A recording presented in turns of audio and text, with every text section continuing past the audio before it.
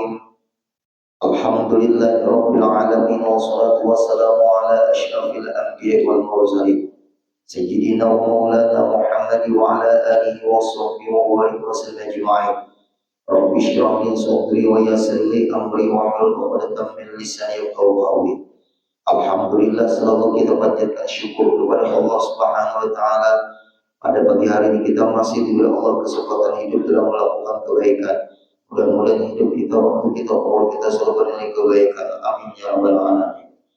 Kemudian kita sambung kembali pengajian kita, masih pembahasan penyempurnaan dari pahaman bahwa tiada ta'alluq ia qudrat, tidak dihubungkan atau tidak boleh diarahkan dan memang tidak terarah bahwa qudrat itu dengan yang wajib dan tiada juga dengan mustahil. Ini kata-kata singkat tapi padat dan luas keterangannya. Kalau kita mengaji hanya sekedar tekstual, selesai tanpa keterangan. Inilah yang perlu dijelaskan, yaitu halaman 15. 10 baris dari atas ke bawah. Tiada ta'alluq, sudah beberapa kali kita membaca kalimat ini, tapi keterangannya belum lagi sempurna. Tiada ta'alluq maksudnya, dan tiada ta'alluq tidak dihubungkan, tidak diarahkan. Ia kudrat, sifat Allah yang disebut kudrat, arti kudrat kuasa, dengan yang wajib kepada yang wajib.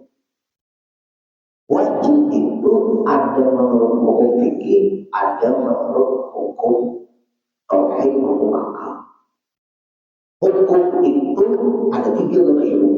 Ada hukum akal, ada hukum syara, ada hukum adat. Nah, kalau kita bahas panjang lebar ini, hukum syara arahnya ke fikih atau yang disebut syariat. Allah mengatur lewat fikih. Fikih itu produk manusia dari para ulama, terus bersambung sampai kepada Nabi kita, Nabi besar Muhammad SAW. Fikih itu sumbernya dari Al-Quran, fikih itu sumbernya dari hadis. Berarti fikih tidak bertentangan dengan Al-Quran, fikih tidak bertentangan dengan hadis, karena sumbernya dari Al-Quran dan dari hadis. Arahnya kepada masalah ibadah. Kita ambil contoh lagi, wajib sembahyang. Ini peraturan Allah, bukan kudrat Allah. Lain pembahasan, lain mengarahkan. Kalau kita arahkan kudratnya Allah kepada hukumnya Allah, yakin akan muncul kebingungan. Karena salah pengarahan, salah pembahasan. Kalau kita sembahyang, arahnya ke hukum fikih, syariat, artinya Allah mewajibkan kita sembahyang. Banyak ayat Al-Quran perintah Allah untuk mewajibkan mengarah kepada sembahyang. Kenapa sembahyang ini wajib? Karena Allah mengancam bagi orang yang tidak sembahyang. Masalah kaum misafar, qalulan lagu minal muslimin. Kenapa maka kalian mampir di dalam masalah? Karena kami tidak ada yang sembahyang. Bagi orang yang tidak sembahyang, siap-siap masuk neraka. Nama nerakanya adalah asal. Kalau ada orang ngomong, dulu jangan menghakimi orang. Saya tidak menghakimi, saya menyampaikan hukum. Berarti orang yang ngomong mengarahkan ke kita, guru nggak boleh mengomong menghakimi orang. Saya menyampaikan hukum. Sembahyang wajib. Siapa yang mewajibkan sembahyang? Kamu. Bukan dengan kudrat Allah, Allah suruh kita sembahyang. Salah. Kudrat itu arah ke ilmu tauhid. Jangan ilmu tauhid jadi ilmu fikih, ilmu fikih jadi ilmu tauhid. Tidak bisa, salah pembahasan. Dokter spesialis pasti berasal dari dokter umum, tapi tidak bisa ditangani oleh dokter umum. Ini harus ke dokter spesialis. Kedua, dokter spesialis menjadi dokter umum, maksudnya dokter umum menjadi dokter spesialis dia bisa kuliah lagi. Ya, seorang lagi, lain lagi pembahasannya. Kalau dokter umum bisa jadi dokter spesialis, seorang dulu nggak boleh dia dokter umum membahas dokter spesialis, karena setiap dokter spesialis dia sudah alami jenjang pendidikan dokter umum. Nah, inilah pembahasan Bapak Ibu. Disinilah yang muncul kebingungan. Maaf, kalau di sini ada guru, ada ustaz, rumit pembahasan ini Pak Ibu. Tapi karena kita pengajian, harus banyak contoh dulu. Sembahyang diwajibkan oleh Allah. Kenapa nggak wajib? Ada perintah dari Allah. Aqimus sholat, dirikan sembahyang. Ya ayyuhalladzina amanu idza qumtum ila sholati faghsilu wujuhakum wa aydiyakum ila al-marafiq wamsahu bi ru'usikum wa arjulakum ila al-ka'bayn. Perintah berwudu sebelum sembahyang. Wajib berwudu bagi yang ingin sembahyang. Perintah berarti berwudu punya wajib. Sebab sembahyang tidak sah tanpa wudu. Wajib dia berwudu. Kenapa mengatakan itu wajib wudu? Karena dia menentukan sah tidaknya sembahyang. Bisa nggak sembahyangnya sah walaupun wudunya tidak sah? Tidak bisa, karena itu dikatakan. Nah, lihat dulu. Bisa nggak sembahyangnya sah walaupun wudunya tidak sah? Tidak bisa, karena dari wudu menentukan sah tidaknya sembahyang. Keterkaitan antara wudu dengan sembahyang. Karena wudu mensahkan sembahyang, wudu itu pun kalau salah tidak sah sembahyang. Walaupun sembahyangnya benar secara ilmu fikih, tapi wudunya salah, maka sembahyang itu terikut juga tidak sah atau ditolak oleh Allah. Nah, ulun ngomong ini dikatakan orang, guru jangan menghakimi orang lain, masalah diterima tidaknya sembahyang itu urusan Allah. Itu lain lagi, itu ilmu tasawuf. Kenapa Bapak mencederai ilmu fikih tanpa kita mungkin Bapak tidak boleh ngomong itu urusan masalah urusan saya diterima tidaknya oleh Allah, itu urusan Allah, bukan urusan guru. Ilmu tentang sembahyang diatur dalam ilmu fikih, bukan ilmu tentang sembahyang dijauh dari ilmu tasawuf. Ini kesalahan fatal di dalam membahas ilmu, cabang ilmu. Minta maaf yang hadir-hadir. Tidak semua ilmu yang disampaikan tepat sasaran. Karena salah memahami tekstual, pasti salah pemaparan dan penjagaan. Tanpa disadari. Kekuatan memahami teks, disitulah memunculkan penjagaan, keterangan, penjelasan. Jangan terpaku pada itu dengan penjelasan. Lihat cara memahami tekstualnya dulu. Kalau salah memahami teks, pasti salah pemahaman dan penjelasan. Nah, inilah pentingnya. Belum melanjutkan dulu begini. Oh, ini arahnya kemana? Sama dokter itu Bapak Ibu. Kemudian disuruh dokter ke lab, misalnya ke dokter laboratorium dengan situ. Ambil darah.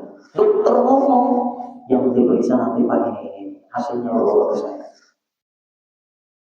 Atau di rumah sakit dari ada lantainya. Nah, dokter harus jangan makan mulai jam 10 malam. Kemudian besok periksa darah ini.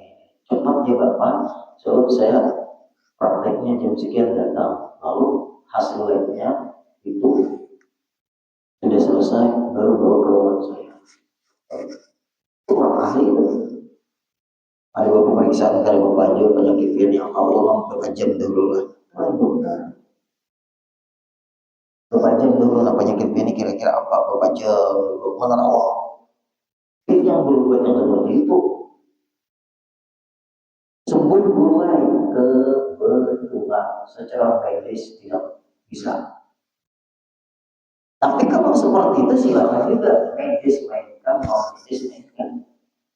Bukan kita menuhankan non medis, bukan berarti juga kita menuhankan medis, kita tetap mengenalkan Allah. Tapi kita harus sesuai bidangnya masing-masing. Nah ini nih makin berbeda. Nah sama membahas ilmu. Contoh dari sembahyang. Sembahyang itu terikat dengan buku. Jangan diarahkan itu Allah. Masalah sembahyang boleh tidak? Itu urusan Allah. Urusan hukum yang Allah hukumkan, berhukum wajib. Ancamannya bagi orang yang sembahyang neraka. Nama neramanya neraka sultan. Kalau ada orang menjawab sembahyang berbeda dari sembahyang kan, semua sudah ditakdirkan Allah. Orang yang sembahyang belum tentu dia masuk surga. Orang yang tidak sembahyang belum tentu dia masuk surga, masuk neraka. Semuanya itu adalah sudah ditentukan oleh Allah. Pertanyaan buruk, yang tahu nggak ketentuan Allah? Bapak Ibu, yang tahu nggak kita di suatu saat meninggal dalam keadaan apa? Kita meninggal dalam keadaan apa? Kan dia ngomong sembahyang ini terserah Allah menentukan surga, menentukan neraka. Gini aja, dia tahu nggak ketentuan Allah? Ketentuan Allah itu rahasia Allah, hanya Allah yang tahu. Kita harus manut taat dengan perintah Allah. Yang memerintahkan sembahyang adalah Allah. Lalu Allah wajibkan sembahyang. Jangan Allah kudrat maha kuasa. Allah paksa hamba-hambanya sembahyang. Salah pembahasan. Kalau Allah memaksa semua hambanya sembahyang, pasti di dunia ini tidak ada yang tidak sembahyang. Karena kalau Allah memaksa, tidak ada yang tidak berhasil. Karena Allah bersifat kudrat. Tapi kalau kita memaksa, belum tentu ditaati. Bisa enggak? Karena kita makhluk lemah. La haula wala quwwata illa billah. Salah pembahasan aja Bapak Ibu akan muncul salah keterangan. Bismillah banyaknya kajian-kajian hikmah, kajian-kajian sesat. Kalau ingin mendengar, minta maaf, penyampaian, pembahasan, keterangan yang secara logika bingung. Kalau kami orang pondok, kami meneliti referensi guru dari mana, jadi muncul keterangan seperti itu. Referensinya dari mana? Kitab yang dibaca kitab apa? Karangannya karangan siapa? Madhabnya madhab apa? Akidahnya akidah siapa? Mata rantai keilmuan dari guru mana?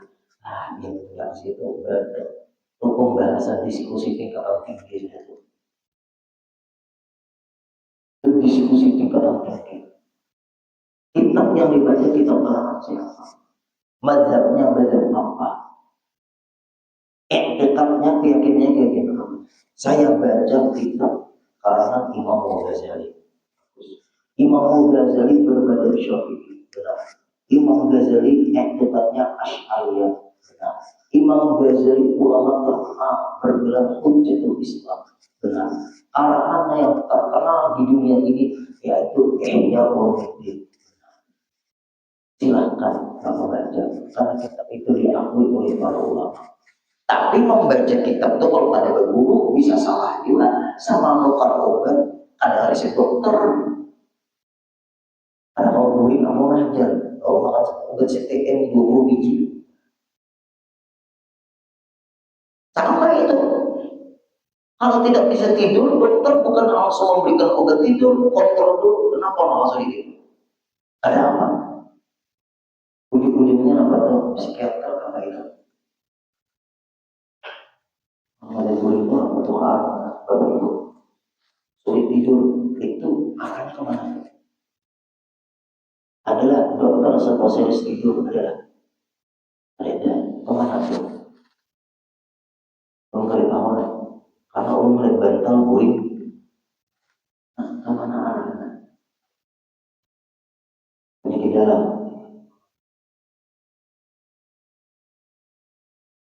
Kalau mulai tahu, ayo bang, hadir video bentuk ada penyakit dalam, ada dokter saraf,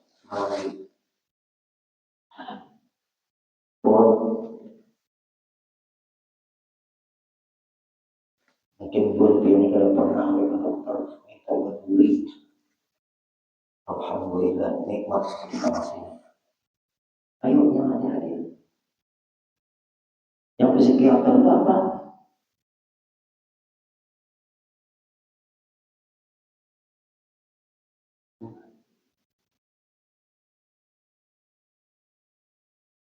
Orang-orang tadi pernah nih di tahun ini. Nah, nanti ulun terpaham juga, kada ilmu juga, udin kada paham juga, udin kada alim juga. Itu mungkin tuh ada arah-arahnya. Untung dari kita lagi. Nah, lalu arah ke sembahyang tadi. Sembahyang. Sembahyang ini bukan dihubungkan kepada kudrat, dihubungkan kepada hukum. Allah mewajibkan. Kalau Allah dengan kudratnya memaksa atau menyuruh dengan kudratnya sembahyang, semua orang di dunia ini tidak ada yang tidak sembahyang. Karena kudratnya Allah tidak lemah. Allah Maha Kuasa. Kudratnya Allah selalu berhasil. Karena Allah Maha Kuasa. Nah, sebab apa Allah Maha Kuasa? Karena Allah bersifat kudrat. Inna Allah ala kulli syai'in qadir. Kenapa maka kita sembahyang? Wajibkannya Allah wajibkan. Nah, itu maksudnya. Lalu kita Bapak Ibu mengerjakan sembahyang. Nah, munculkan kudrat iradatnya Allah. Di situ munculkan. Dia mengangkat takbir Allah yang melalui pian dan tangan. Jangannya bukan Allah yang melalui pian dan tangan, sama aja ulut tidak bisa makan. Itu dihubungkanlah ke kudrat iradatnya Allah. Di situ hubungannya, bukan hubungannya kepada menyeru sembahyang arahnya kepada fikih, hukumnya wajib. Siapa yang tidak sembahyang disiksa oleh Allah. Kalau Allah dengan kudratnya menyuruh orang sembahyang, ada yang tidak sembahyang, berarti kudrat Allah pun lemah juga. Buktinya ada yang menantang kudratnya Allah.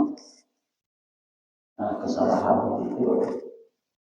Nah, lalu menghubungkannya ini, kudratnya Allah dimunculkan ketika kita mengangkat tangan. Allah, banyak orang yang tidak bisa mengangkat tangan. Tangannya kaku sampai yang seperti ini. Nah, ulun dulu. Sanggup gak tuh menyetok tangannya seperti ini? Ulun dia ke dokter saham minta obat. Dia tidak sanggup dengan menyetok tangannya. Ada syarat yang bermasalah di badannya. Berarti nampak. Nah, disinilah nampak kudratnya Allah. Nampak lemahnya Allah dengan kudratnya menampakkan kebesarannya tanpa hamba sanggup menentangnya.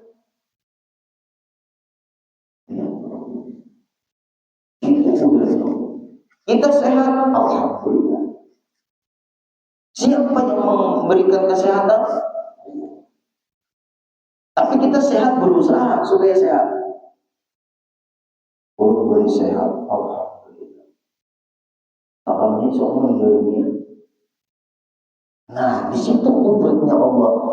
Sehat, tidak punya kemampuan menolak mati. Nah, nyamannya sudah. Sehat, tidak punya kemampuan menolak kematian. Karena kematian tidak terikat, harus sakit. Nah, disitulah Bapak Ibu kudrat iradatnya Allah. Cocok arahnya ke situ. Nah, berarti semua yang diwajibkan oleh Allah arahnya ke hukum. Kalau arahnya kepada kudrat mana? Di ketika dia sebaiknya, di ketika dia puasa, di ketika dia mengeluarkan zakat. Allah menghendaki aku arah ke sini dan mengeluarkan zakat. Hatiku ke sini dan mengeluarkan zakat. Bayar zakat gak ada karena salah kuat. Ya Allah, agama ini gak ada paksaan. Nah, ini salah nih orang ini. Kebayang kepada ada di masalah apabila aku anak sembahyang Allah menghendaki aku sembahyang. Kalau aku tidak sembahyang, Allah juga menghendaki aku tidak sembahyang. Itu membahas fikih dijawab dengan tauhid. Salah. Salah itu ilmu benar, merasuknya yang salah. Ilmu itu benar, tapi merasuknya salah.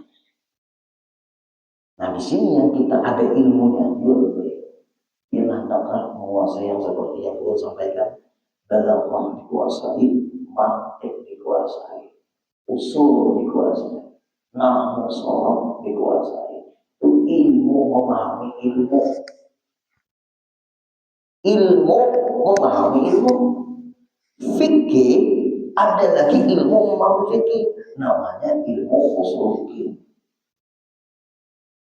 Quran ada lagi memahami Quran, namanya usul namanya tafsir. Tafsir ada lagi ilmu memahami tafsir, namanya usul tafsir. Cara membaca Quran ada lagi ilmunya, namanya tajwid. Tajwid cara memahami supaya benar membaca Al-Quran. Kalau tidak bertajwid, salahlah di dalam membaca Al-Quran. Sedangkan membaca Al-Quran wajib pakai ilmu tajwid. Tanpa ilmu tajwid, salah baca Al-Quran. Apalagi membaca bacaan rukun qauli dalam sembahyang. Jangan main-main. Kalau salah, mundur dulu. Jangan coba-coba. Aku coba nanti imam apabila cocok, kita tahu misalkan apabila ada cocok, tarik aku ke belakang, imam itu. Nah ini sebenarnya harus berapa? Matnya apa hukum tajwidnya, ada hukum idgham. Apa hukum tajwid? Idgham, iqra, ikhfa, izhar. Hukumnya hukum tajwidnya apa? Nah ya Allah, hukum fikihnya apa? Hukum tauhidnya apa? Hukum adatnya apa? Panjang begitu. Itu saja enak mau kepala kita dari dua yang masak-masaknya di kita mulai. Nah kembali lagi kesimpulan. Ulun mengambil contoh. Kesimpulan. Ulun mengambil contoh dalam kitab ini kata-kata. Nah, kata-kata kitabnya ada salah, memahaminya yang bisa salah. Nah, ada kata-kata begini.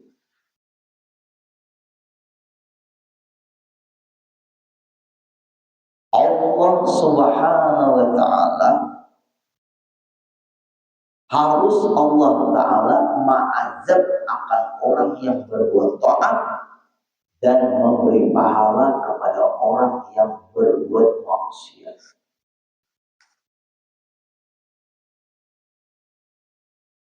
Harus Allah taala ma'azab akan orang yang berbuat taat dan memberi pahala kepada orang yang berbuat maksiat. Ini Pak Ibu yang mulanya dibaca karena cukup ilmu memahaminya satu umat. Coba. Harus Allah Ta'ala ma'adab orang yang berbuat taat. Kalimat harus itu istilah dalam ilmu tauhid. Bukan harus itu di otak kita muncul bahasa Indonesia. Belum tentu harus dalam bahasa tauhid beda dengan harus dalam bahasa Indonesia. Beda juga dengan harus dalam ilmu fikih. Kalau hukum ilmu fikih boleh saja itu harus dalam ilmu fikih. Arti boleh atau mubah, mengerjakan dan tidak mengerjakan, berpahala tidak, berdosa tidak. Itu ilmu fikih. Kalau jais dalam ilmu tauhid, sekehendak Allah, karena Allah kuasa. Allah kuasa mengazab orang yang berbuat taat. Allah pun kuasa memberi pahala dengan orang yang berbuat maksiat. Namanya kekuasaan Allah, siapa yang menentang? Itu secara umum dulu. Bisa ke guru orang yang berbuat taat diazab oleh Allah? Bisa. Contohnya gimana? Orang berbuat taat karena riya, ada ikhlas. Nah itu maaflah ini contohnya, nah itu kamu duit wakaf, bermainkan duit wakaf ini karena Allah, ini contoh, yang lain guru ini menyikir, ini punya bujur kalimat ya. Nah, misal, nah itu duit wakaf, bagus ya, di 2-3 lembar,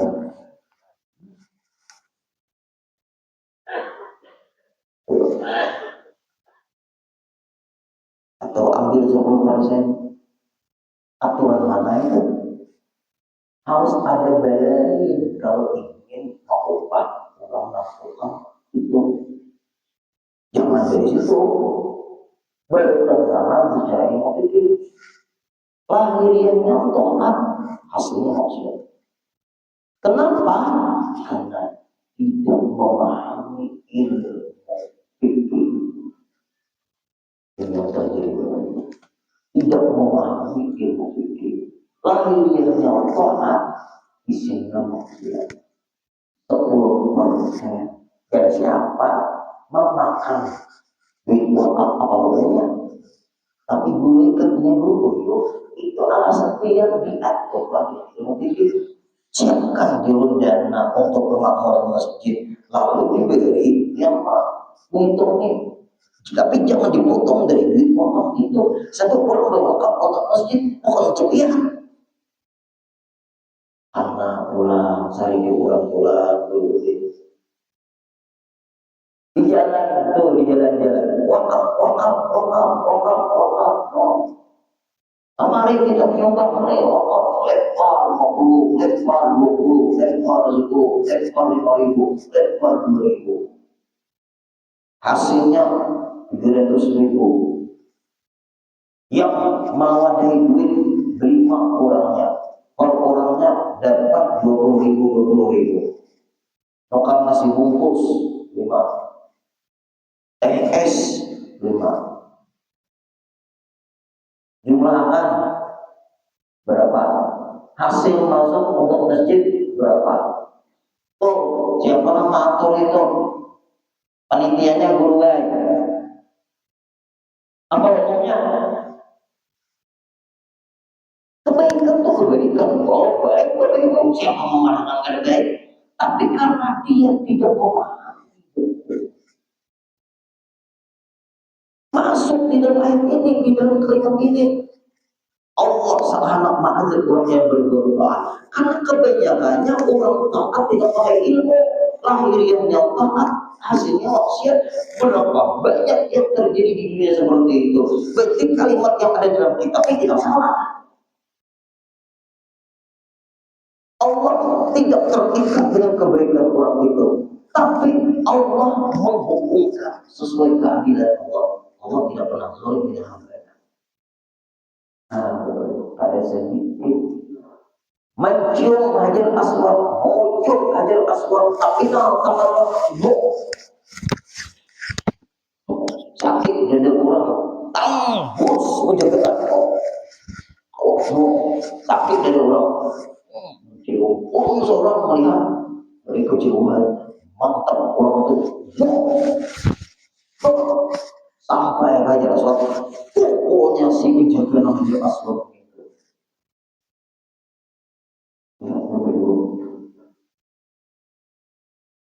itu hajar aswad itu hukumnya. Nah, kayak itu caranya hukumnya. Lahiriahnya para ibu taat, isinya maksiat. Kalimat ini benar. Allah bisa mengajak orang yang berdoa. Bukan taat yang salah, dalam mengerjakan taat itu yang salah. Lagi, dan memberi pahala kepada orang yang maksiat, bukan dipaham. Itu orang berbuat maksiat itu dapat pahala Allah juga. Bukan caranya hari-hari itu bermaksiat.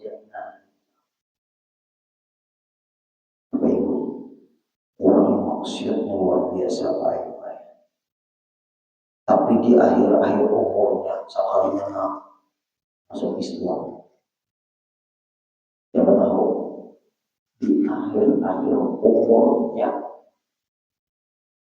pada hari ini Pak Ibu begal wes kakak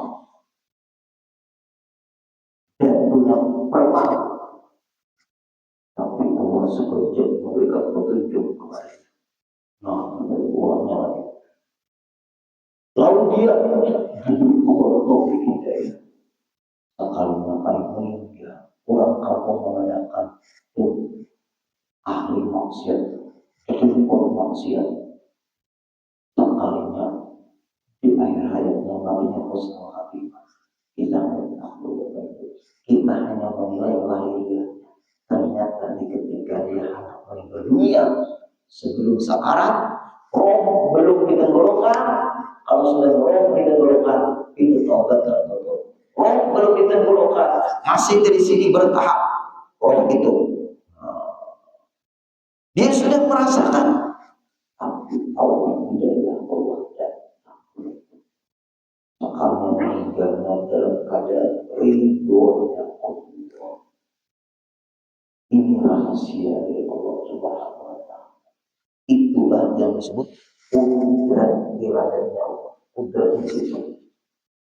Nah, di situ kudratnya Allah. Allah sanggup dengan kudrat dan iradanya memberikan taufik hidayah orang yang sebenarnya dalam hidupnya bermaksiat, di akhir hayatnya dia bertobat, hanya meninggal dalam keadaan taubat. Bisa terjadi orang yang berbuat taat di perjalanan hidupnya, sekali di akhir hayatnya bermaksiat, meninggal dalam keadaan maksiat. Nah, kesimpulan kita akan bahas minggu depan lagi.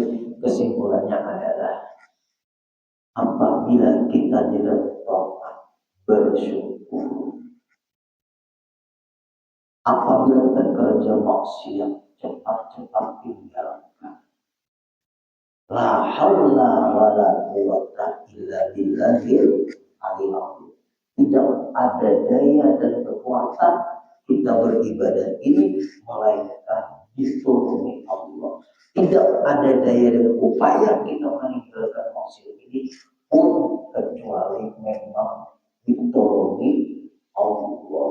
Lalu tinggalkan. Nah, meninggalkannya maksiat itu pun itu karena pertolongan Allah. Itu yang muncul pembahasan. Jangan aku berbuat maksiat ini karena ditolongi Allah. Nah, salah paham ini. Hancurlah syariatnya. Berdali tauhid tasawuf dalam bermaksiat.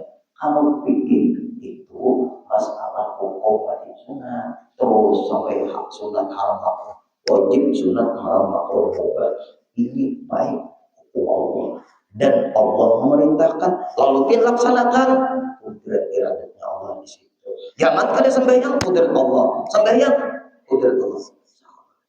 Sembahyang itu arah kebiki, bukan arah ketauhid. Kesimpulannya, berarti kesimpulannya apa?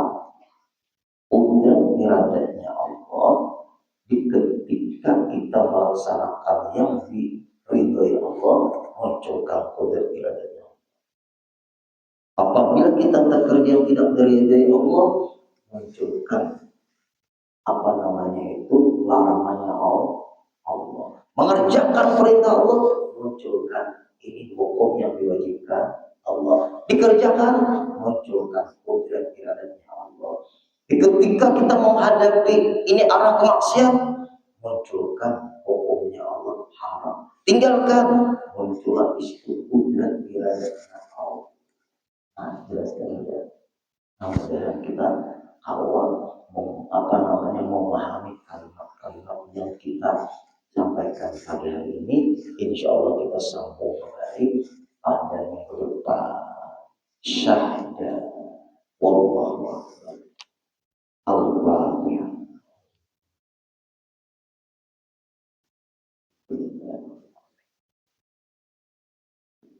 Iyyaka na'budu wa iyyaka nasta'in.